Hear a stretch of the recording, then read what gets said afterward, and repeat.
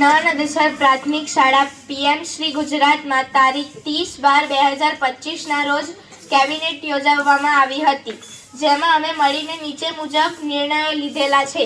જેમાં એક નિર્ણય, વિજ્ઞાન વિષયની સાથે સાથે દરેક વર્ગના લેપટોપ ચેક કરવા. જો તેમાં તમને કોઈ પણ ખામી લાગતી હોય તો તેની નોંધ કરી મિતેશ સાહેબ અથવા ગોપાલ સાહેબને જણાવવું.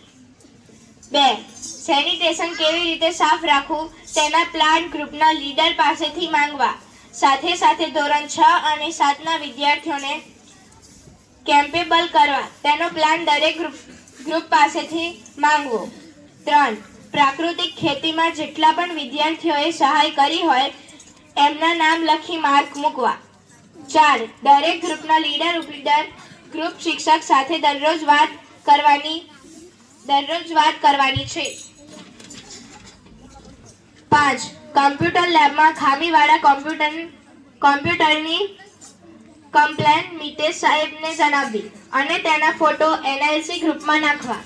6. કોમ્પ્યુટર લેબમાં હેડફોનની જગ્યાએ એક વાયરવાળી હેન્ડ્સફ્રી ટ્રાય કરવી. જો બરાબર સંભળાતું હોય તો મિતેશ સાહેબને કહીને ખરીદી કરવી. 7.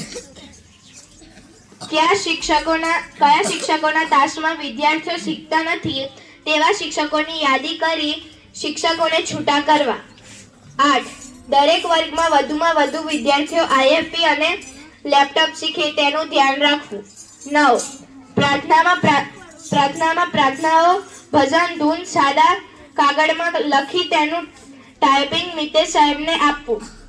લેમિનેશન કરી તે પ્રાર્થના ગાવી. 10. સુવિચાર જના જેવું નવું લખી પ્રાર્થનામાં બોલવું. 11. દરેક રૂમની બહાર કચરા પેટીઓ મૂકવાના સ્ટેન્ડ બનાવવા. કેવા બનાવવા તે રાકેશ સાહેબને પૂછવું. 12.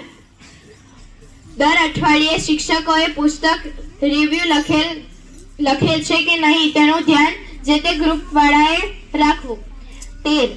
જો કોઈ ગ્રુપમાં ચેકલિસ્ટ કોણ કઈ કામગીરી કરશે તે ચેકલિસ્ટમાં જ લખવાનું રહેશે. 14. દર અઠવાડિયે શનિવારે કામ ન કર્યું હોય તેવા વિદ્યાર્થીઓ માટે મીટિંગ કરવી. 15. વાયુ ગ્રુપમાં કુંડા મૂકવાની 2 પાટલીઓ સુઝરેક પાસે જુદી મૂકવી. 16. આ વાત ગંભીરતાથી જળ ગ્રુપ પાસેથી વિદ્યાર્થીઓનો હક છીનવી લીધેલ છે.